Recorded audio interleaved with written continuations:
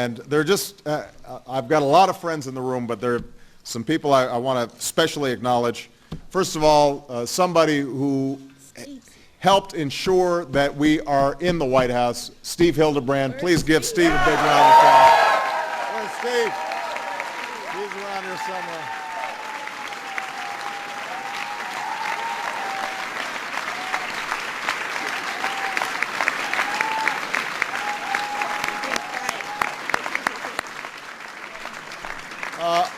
The new chair of the Export-Import Bank, Fred Hochberg. Where's Fred? Where's Fred? Good to see you, Fred. Our director of the Institute of Education Sciences at DOE, John Easton. Where's John?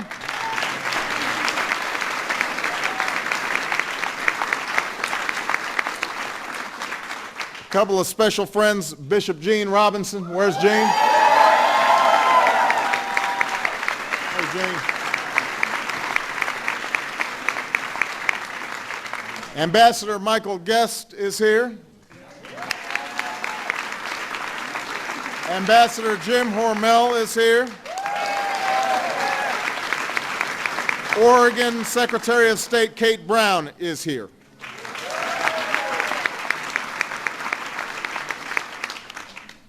All of you are here.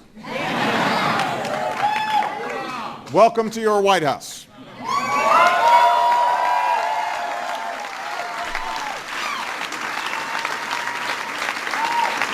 So,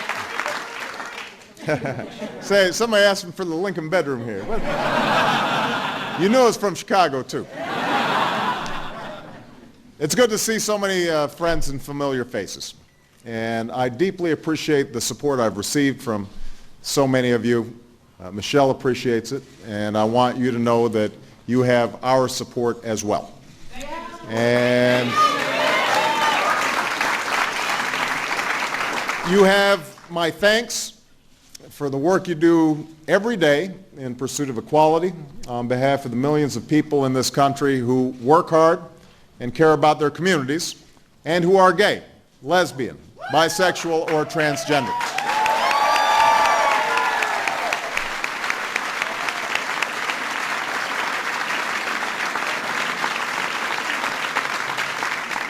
Now, this struggle, I don't need to tell you, is incredibly difficult.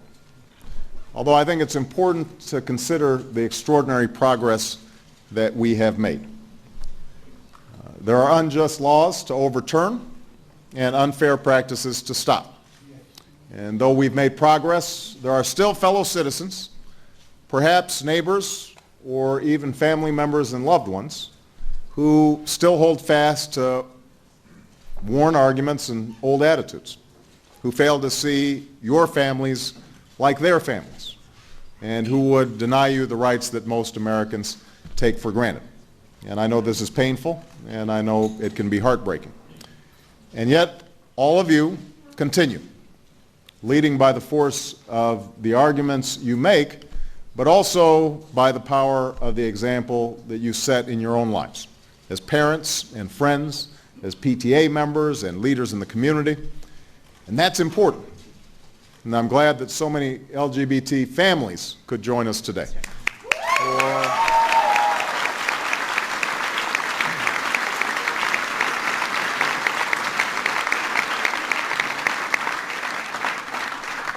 For we know that progress depends not only on changing laws, but also changing hearts.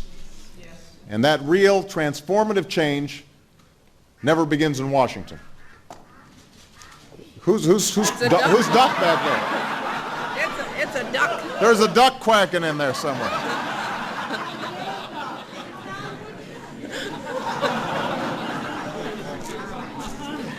Where do you guys get these ringtones, by the way? I'm just curious.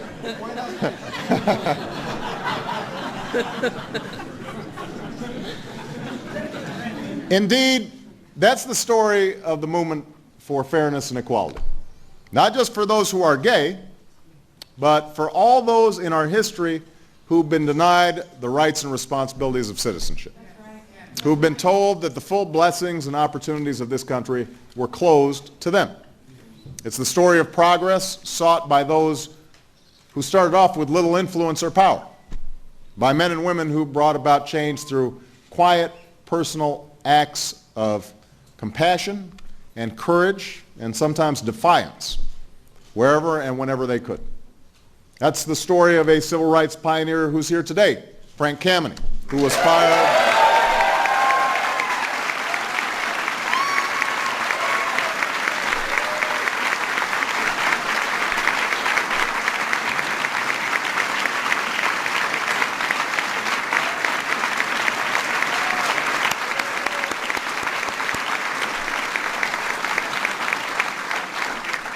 Frank was fired from his job as an astronomer for the federal government simply because he was gay. And in 1965, he led a protest outside the White House, which was at the time both an act of conscience but also an act of extraordinary courage. And so we are proud of you, Frank, and we are grateful to you for your leadership.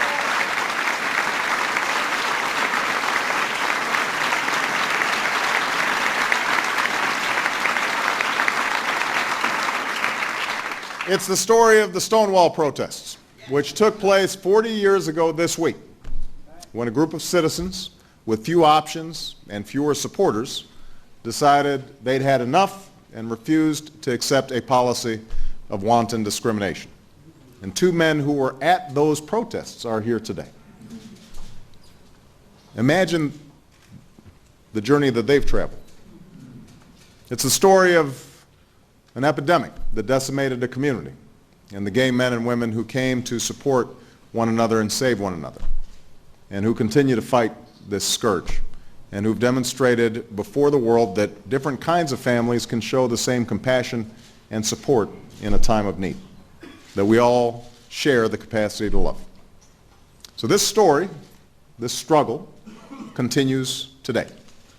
For even as we face extraordinary challenges as a nation, we cannot and will not put aside issues of basic equality.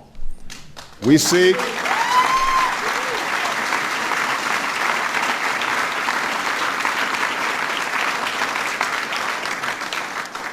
an America in which no one feels the pain of discrimination based on who you are or who you love. And I know that many in this room don't believe that progress has come fast enough. And I understand that. It's not for me to tell you to be patient, any more than it was for others to counsel patience to African Americans who were petitioning for equal rights a half-century ago. But I say this, we have made progress, and we will make more. And I want you to know that I expect and hope to be judged not by words, not by promises I've made, but by the promises that my administration keeps. And by the time that you see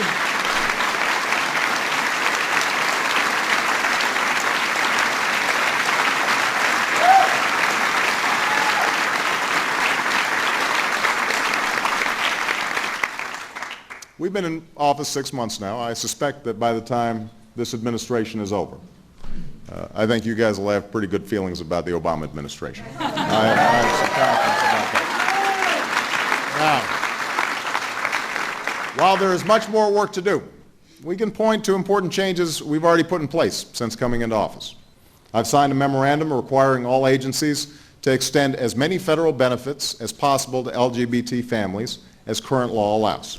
And these are benefits that will make a real difference for federal employees and foreign service officers who are so often treated as if their families don't exist.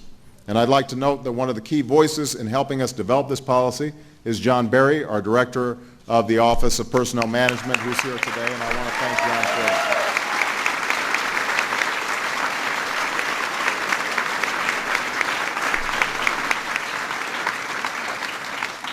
I've called on Congress to repeal the so-called Defense of Marriage Act to help end discrimination.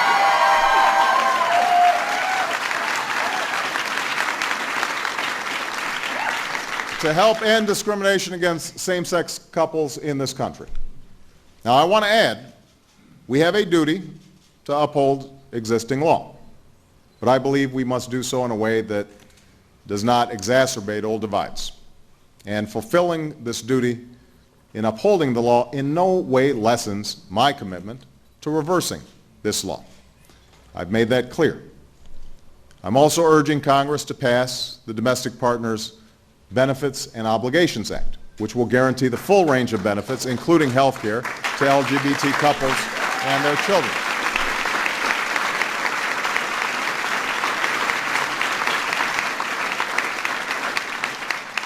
My administration is also working hard to pass an employee non-discrimination bill and hate crimes bill, and we're making progress on both fronts. Judy and Dennis Shepard, as well as their son Logan, are here today. I met with Judy in the Oval Office in May, and I assured her and I assured all of you that we are going to pass an inclusive hate crimes bill into law, a bill named for their son Matthew.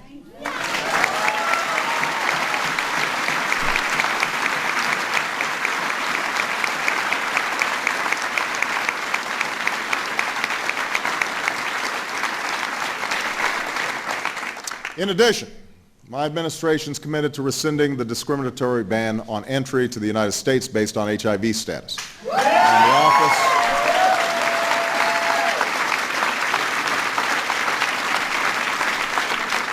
the Office of Management and Budget just concluded a review of a proposal to repeal this entry ban, which is a first and very big step towards ending this policy.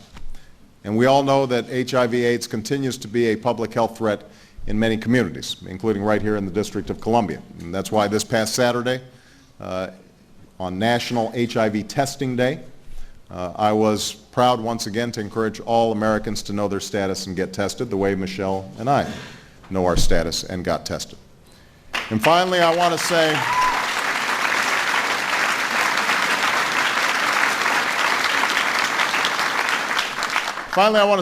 a word about Don't Ask, Don't Tell. As I said before, I'll say it again, I believe Don't Ask, Don't Tell doesn't contribute to our national security. In fact, I believe preventing patriotic Americans from serving their country weakens our national security. My administration is already working with the Pentagon and members of the House and the Senate on how we'll go about ending this policy, which will require an act of Congress. Now, someday, I'm confident we'll look back at this transition and ask why it generated such angst.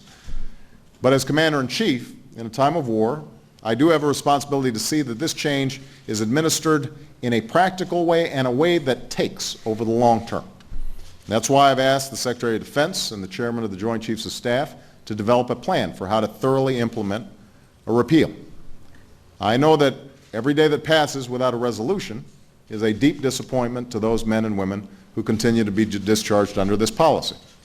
Patriots who often possess critical language skills and years of training and who've served this country well. But what I hope is that these cases underscore the urgency of reversing this policy, not just because it's the right thing to do, but because it is essential for our national security. Now, even as we take these steps, we must recognize that real progress depends not only on the laws we change, but, as I said before, on the hearts we open. For if we're honest with ourselves, we'll acknowledge that there are good and decent people in this country who don't yet fully embrace their gay brothers and sisters. Not yet. That's why I've spoken about these issues, not just in front of you, but in front of unlikely audiences, in front of African American church members, in front of other audiences that have traditionally resisted these changes. And that's why I'll continue to do so. That's how we'll shift attitudes. That's how we'll honor the legacy of leaders like Frank and many others who have refused to accept anything less than full and equal citizenship. Now, 40 years ago, in the heart of New York City, at a place called the Stonewall Inn, a group of citizens, including a few who are here today, as I said, defied an unjust policy and awakened a nascent movement. It was the middle of the night. The police stormed the bar, which was known for being one of the few spots where it was safe to be gay in New York. And raids like this were entirely ordinary. Because it was considered obscene and illegal to be gay, no establishments for gays and lesbians could get licenses to operate. The nature of these businesses, combined with the vulnerability of the gay community itself, meant places like Stonewall and the patrons inside were often the victims of corruption and blackmail. Now, ordinarily, the raid would come and the customers would disperse, but on this night, something was different. There are many accounts of what happened, and much has been lost to history. But what we do know is this: people didn't leave. They stood their ground. And over the course of several nights, they declared that they had seen enough injustice in their time. This was an outpouring against not just what they experienced that night, but what they had experienced their whole lives. And as with so many movements, it was also something more. It was at this defining moment that folks who had been marginalized rose up to challenge not just how the world saw them, but also how they saw themselves. As we've seen so many times in history, once that spirit takes hold, there's little that can stand in its way.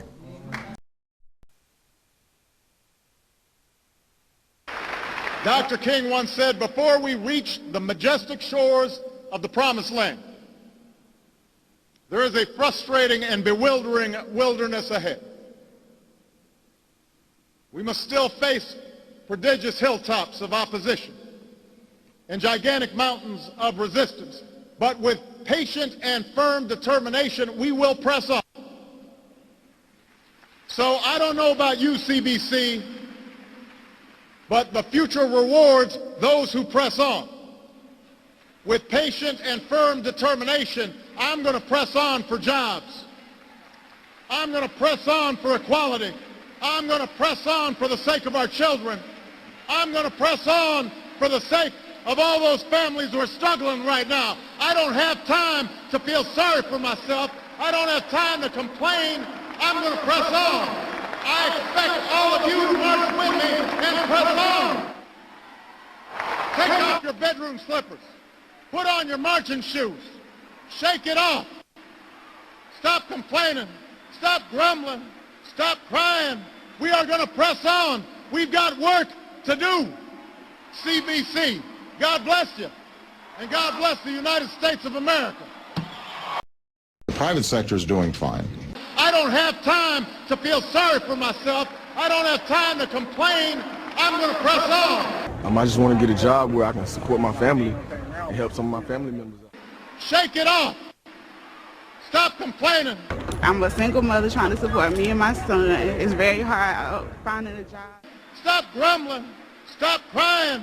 But I do need a job, bad. Shake it off. Stop complaining. Stop grumbling. Stop crying.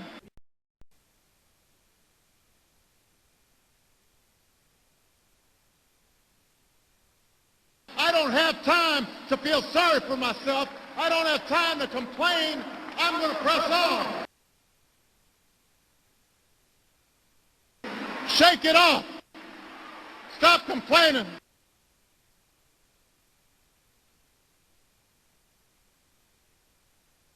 I don't have time to feel sorry for myself. I don't have time to complain. I'm going to press on. I am deeply honored to finally be in this forum and so grateful for CNBC making the forum available so that you can speak to American citizens just like myself. Well, thank you. I am a chief financial officer for a veteran service organization, AMVETS, here in Washington. I'm also a mother. I'm a wife. I'm an American veteran, and I'm one of your middle-class Americans. And quite frankly, I'm exhausted. I'm exhausted of defending you, defending your administration, defending the mantle of change that I voted for, and deeply disappointed with where we are right now. I've been told that I voted for a man who said he was going to change things in a meaningful way for the middle class. I'm one of those people, and I'm waiting, sir. I'm waiting. I don't feel it yet. And I thought, well, it wouldn't be in great measure. I would feel it in some small measure. I have 2 children in private school, and the financial recession has taken an enormous toll on my family. My husband and I have joked for years that we thought we were well beyond the hot dogs and beans era of our lives. But quite frankly, it's starting to knock on our door and ring true that might be where we're headed again. And quite frankly, Mr. President, I need you to answer this honestly. Is this my new reality? Stop grumbling. Stop crying. But I do need a job, bad. Shake it off. Stop complaining. Stop grumbling. Stop crying. Them getting what they want. How uncool is that? I have delivered on but I promise. Now that doesn't mean our work is done. There will be times where you're still frustrated with me. I know there are going to be times where you're still frustrated at the pace of change. I understand that. I know I can count on you to let me know. This is not a shy group. But what I also know is that I will continue to fight alongside you. And I don't just mean as an advocate. You are moms and dads who care about the schools that your children go to. You're students who are trying to figure out how to pay for going to college. You're folks who are looking for good jobs to pay the bills. You're Americans who want this country to prosper. So those are your fights too. What gives me hope is the deeper shift that we're seeing. That's a transformation not just in our laws, but in the hearts and minds of people. The progress led not by Washington, but by ordinary citizens. It's propelled not by politics, but by love and friendship and a sense of mutual regard and mutual respect. It's playing out in legislatures like New York. It's playing out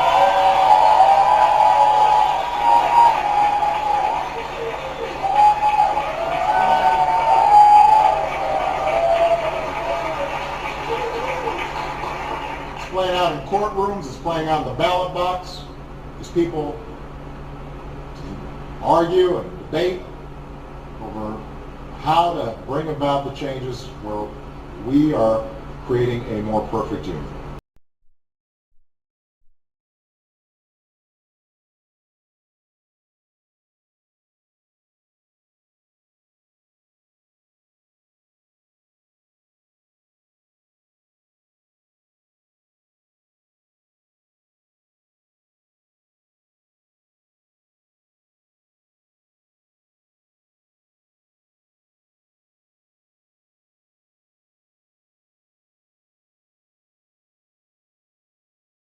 Stop grumbling.